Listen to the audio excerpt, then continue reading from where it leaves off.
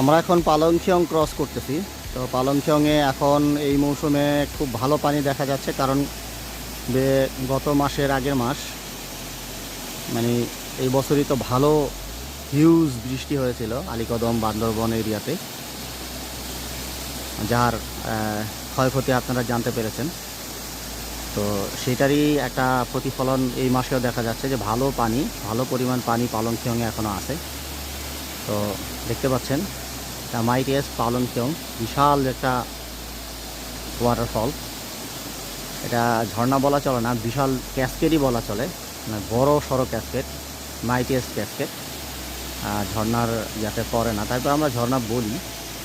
তো আমরা এই পথে চলে যাব লাদমেরেকের দিকে, তারপরে আরও সামনে চলে যাব। তো ততক্ষণ পর্যন্ত আপনাদের এটাই দেখালাম যে পালংখিয়ংয়ের বর্তমান অবস্থা আর এর সৌন্দর্য।